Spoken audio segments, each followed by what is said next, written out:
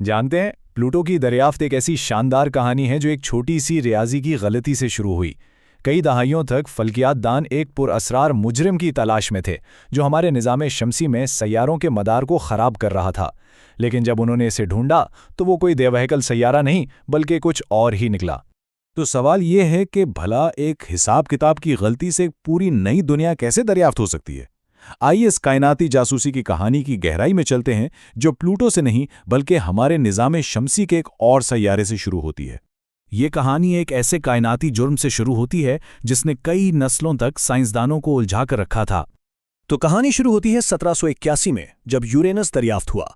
बहुत जल्द माहिरीन ने देखा कि यह सैयारा अपने रास्ते पर ठीक से नहीं चल रहा। ऐसा लगता था जैसे कोई नादीदा ताकत उसे खींच रही हो। इससे अंदाजा लगाया गया कि कोई और सैयारा है जो इस पर असरअंदाज हो रहा है। और बिल्कुल ठीक, 1846 में नेपच्यून मिल गया। लेकिन मसला अभी भी पूरी तरह हल नहीं हुआ था। नेपच्यून की दरियाफ्त के बाद भी यूरेनस के मदार में हल्की सी गड़बड़ बाकी थी। इसका मतलब साफ था, अंधेरे में कोई और बहुत बड़ा और पुरस्कार सैयारा छुपा हुआ था, जिसे सैयारा एक्स का नाम दिया गया। और इस तरह सैयारे एक्स की तलाश का आगाज हुआ। एक ऐसी तलाश जिसने तफ्तीश को एक ऐसे मोड़ पर पहुंचा दिया जिसकी किसी को भी तवक्को नहीं थी। यहां आप क्लाइड टॉम्बो की नाकाबिले यकीनी मेहनत देख सकते हैं। उनका काम था आसमान के एक ही हिस्से की अलग अलग रातों में तस्वीरें लेना और फिर उनका मुवाजना करना। वो एक ऐसे छोटे से नुक्ते की तलाश में थे जो सितारों के पस मंजर में अपनी जगह बदल रहा हो, जो इस बात का सबूत हो कि वो कोई सितारा नहीं बल्कि एक नया सैयारा है। और फिर 18 फरवरी 1930 को वो लम्हा आ ही गया। क्लाइड को वो मिल गया, एक छोटा सा नुक्ता जो हरकत कर रहा था। दुनिया भर में शोर मच गया कि सैयारा एक्स मिल गया है। लेकिन कहानी यहां खत्म नहीं हुई, बल्कि यहीं से तो शुरू हुई थी। इस नए सैयारे का नाम भी बड़ा दिलचस्प है। ये एक 11 साला ब्रिटानी लड़की ने तजवीज़ किया था। उसका ख्याल था कि चूंकि ये सैयारा बहुत दूर और अंधेरे में है, इसलिए उसका नाम मुर्दों के रोमी देवता यानी प्लूटो पर होना चाहिए। यहीं से कहानी का असल मसला शुरू होता है। क्या ये छोटा सा नुक्ता, ये प्लूटो, वाकई इतना बड़ा था कि यूरेनस जैसे देवहैकल सैयारे के मदार में खलल डाल सके?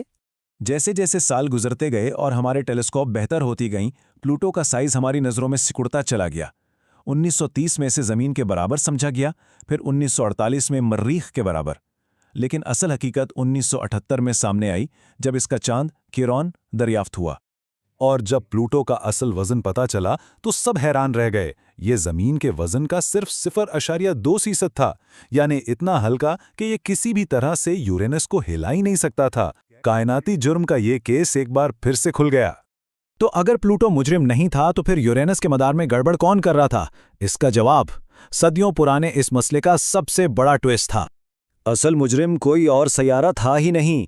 ये सब एक सादा सी गलती का नतीजा था। हुआ ये कि 1989 में वॉयेजर 2 खलाई जहाज ने नेपच्यून का बिल्कुल दुरुस्त वज़न मालूम किया। पता चला कि उसका वज़न पहले के अंदाज़ों से 0.5% कम था। जब इस नई दुरुस्त मालूमात को हिसाब में डाला गया तो यूरेनस की सारी पुरअसरार हरकत की वजाहत हो गई। कोई सैयारा एक्स था ही नहीं। तो इस सब का मतलब क्या है?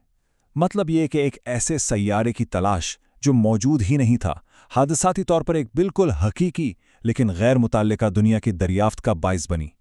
प्लूटो की दरियाफ्त खालिस्तन एक शानदार इत्तेफाक था। लेकिन प्लूटो की कहानी यहां खत्म नहीं होती। अब इसका एक नया बाब शुरू होता है जिसने फल्कियात की दुनिया में एक नई बहस छेड़ दी। आखिर एक सैयारे की तारीफ क्या है? 2005 में एरिस नामी एक और दुनिया दरियाफ्त हुई जो प्लूटो से भी बड़ी थी। इसने फल्कियात दानों को एक मुश्किल सवाल पर ला खड़ा किया।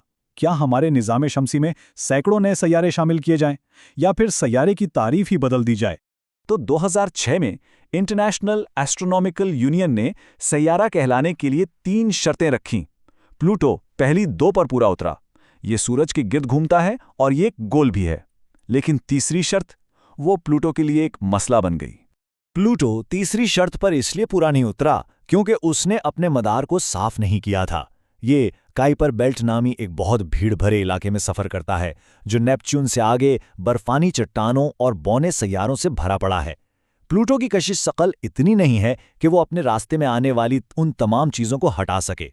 लेकिन प्लूटो को सैयारे के दर्जे से हटाने का मतलब ये नहीं कि वो गैर दिलचस्प हो गया है।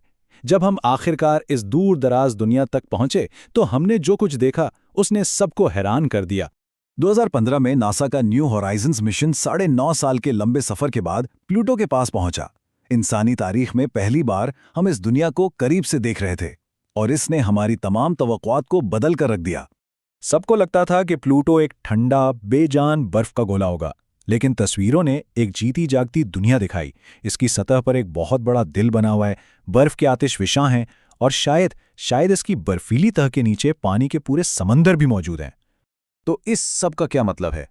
प्लूटो को कम दर्जा नहीं दिया गया, बल्कि उसे एक बिल्कुल नई कैटेगरी का बादशाह तस्लीम किया गया है। यह हमारे निज़ाम शमसी के एक वसी गैर दरियाफ्तशुदा इलाके की नुमाइंदगी करता है, जिसमें इस जैसी हज़ारों और दुनियाएं हो सकती हैं।